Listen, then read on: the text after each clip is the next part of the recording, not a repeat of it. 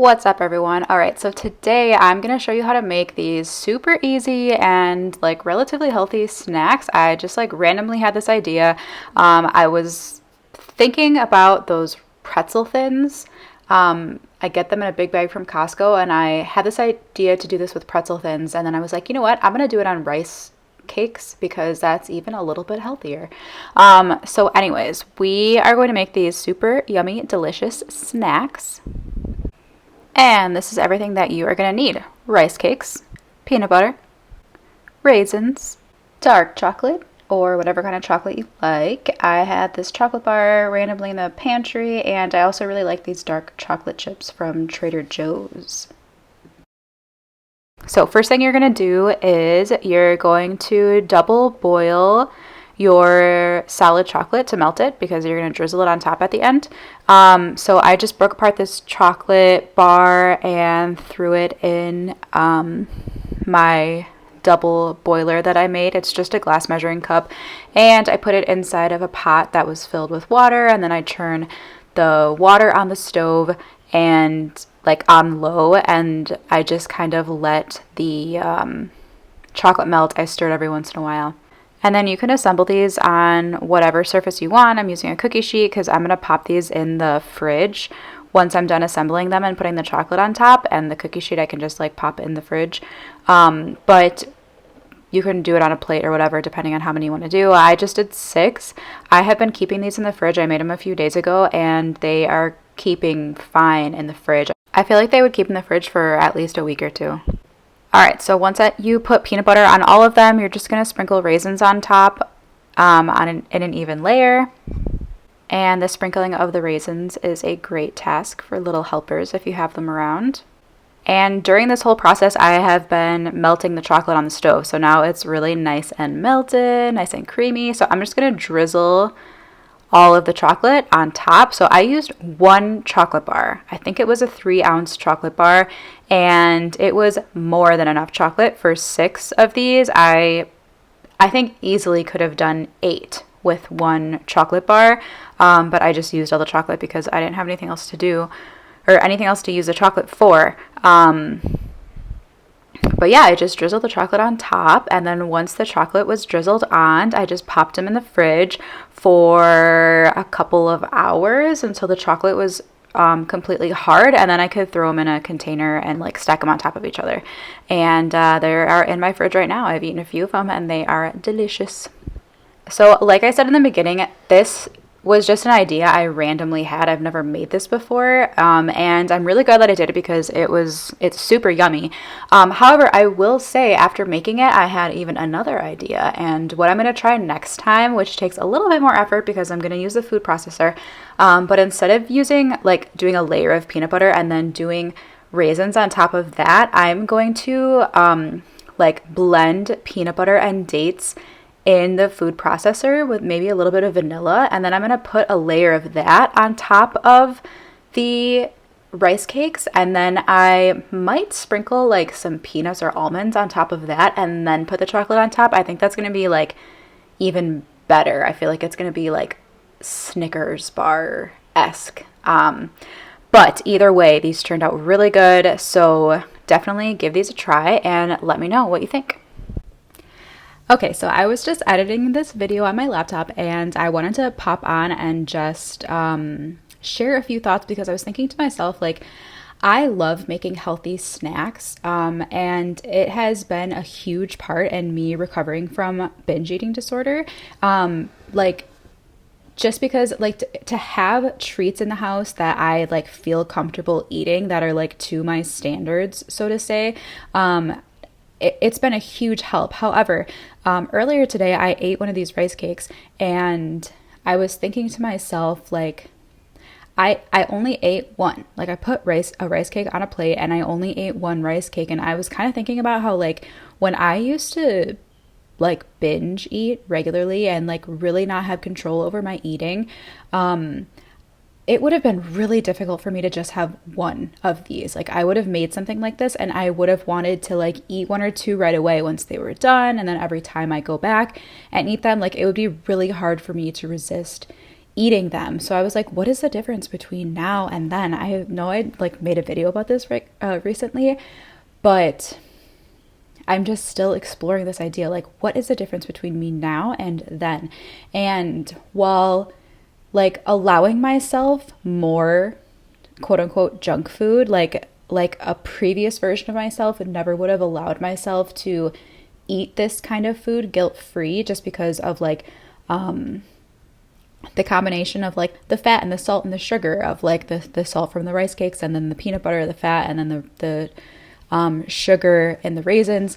Like, I know that that is not like a health food or like ideal for digestion or whatever. So,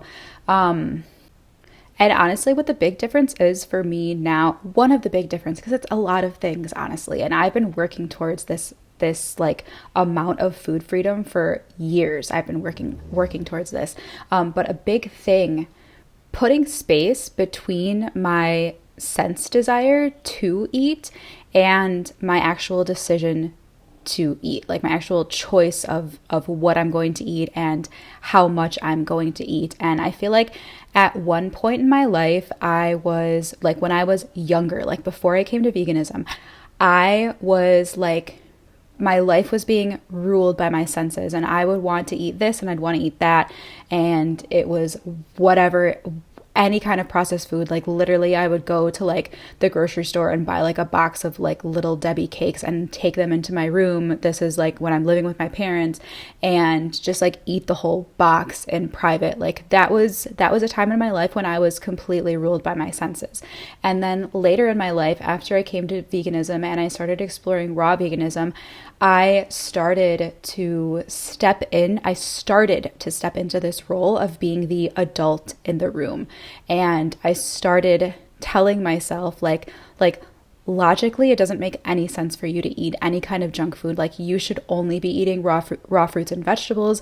And if you need something a little extra, like some nuts and seeds and some like cooked veggies or starches, and like if you can't stick to that, there's something wrong with you. And that was me being the adult and like reining in my senses from a place of intelligence.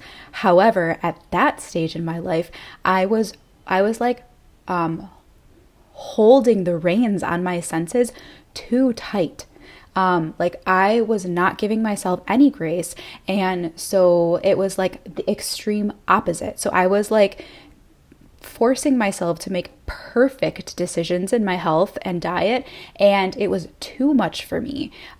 So now I'm in this space where I distinguish between the two. So like when I am being led by my senses that like I want to give into this craving, or I want to eat this junk food, that is like the part of me that I identify as my sense desire, or my like my inner child that's just like want. Like I want my senses to be I want my senses to be satisfied. I want my sense desire to be fulfilled. And then the adult part of me is saying like, that's, you know, you can't just eat whatever you want. You know, we have to make good decisions for our bodies and take care of our bodies. And even though it's not the most fun thing to do, it's going to lead to the most reward in the long run. And I'm right in between there now. Instead of being this like super strict parent to myself, I'm like, okay, like we can have some fun sometimes, you know, like we can make these little treats and we can put melted chocolate on them and it's going to be delicious, and, you know, you can enjoy that. And also I'm just here to tell you that it makes sense to just have one of these. And if you're still hungry and you want something else, then we can have something else, but we're going to choose something that, you know, is a little bit more nourishing for us. And just a little bit more appropriate, and is going to like get us to the goals that we're trying to accomplish life, gonna get us there quicker. So like that is the big difference. It's like making space, putting space between this desire and decision. Desire comes from this like child place inside of me, and it's led by my senses. And then the decision space, it comes from this like like parent adult space inside of me, and it comes from a space of intelligence. And separating the two, separating the two and identifying them as two separate things and two separate parts of me, it puts a little bit of space in between the decision, or sorry, in between the desire and the decision. And that space in between the two, that is self-awareness. Like, that is where I'm developing my self-awareness. And the more I exercise that muscle of self-awareness, the easier it gets to distinguish between the two, the desire and the decision, and to be comfortable, like giving a few moments before I just indulge in the desire, and acknowledging what's going on, and then like being that adult in the room and making the adult decision for myself, and also being that adult, not that like strict adult that you resent, but that adult who, like, you know that they love you and they have your best interest at heart, and they're fun and they're easygoing, but they're also not going to let you make decisions that are going to lead you down the wrong path. Like that adult is there to support you. And that's it. Like, that is the key. And so I was just thinking about that, and I just wanted to like add that to the end of this video, because it like came about because I was eating these snacks. I was eating one of these rice cakes today. So anyways, I'll probably post this twice, and I'll post it once with just the video in case you don't care what I'm talking about. And then I'll post it again with like this little bit of insight, because if you're someone who is watching this and you're like, oh yes, like I'm gonna make this, it's like a healthy snack. Yes, I love healthy snacks. But then you're making it and you're like, okay, it's healthy.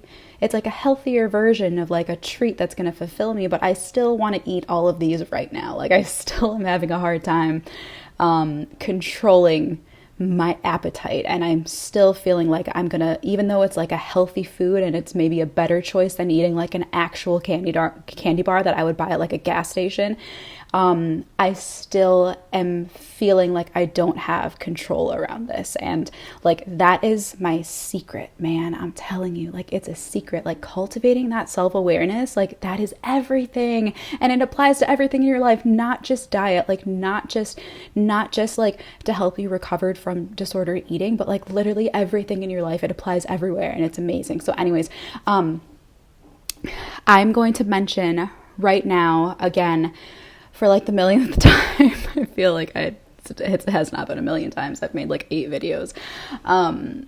But I made a journal. It's called the Opportunity Journal, and it's 6 steps to stop binge eating today. And it's exactly what I'm talking about. It's like step 1 in cultivating your self-awareness around food. So it's like step 1, if you are like, I'm talking about this, and you're like decision and desire and like space between and like child and parent, I'm like, I don't know what the frick is this girl's talking about. Download that journal. It's in the link in my description, and it's free. Like, I just made it because it's something that really helps me. So if you want to know what I'm talking about and like try it out for yourself, download that journal and try it out. And please, like, if you want to chat with me, you can always leave a comment, like, at the bottom of this video. But also, when you download that, like, you will be invited to join my Facebook group, and you can, it's a free group, but you can, like, message me in there, just, like, message me on Facebook. So, if you want to chat more about this and, like, how to start cultivating self-awareness, that you can, like, finally freaking, like, break free from this disordered eating, like this awful cycle of disordered eating, and just like get beyond it and start living your life, not led by the desires of your body, but led by your soul, and like led by this place inside of you that is like, you're making decisions for you, not for like you're making decisions not to hide from yourself, but you're making decisions like to like live your life in a very intentional, soul-led way. So if you've made it this far, thank you so much for watching, and I really hope you try these snacks. They're so easy and they're so yummy. Try them out and let me know what you think, and I'll see you in the next video.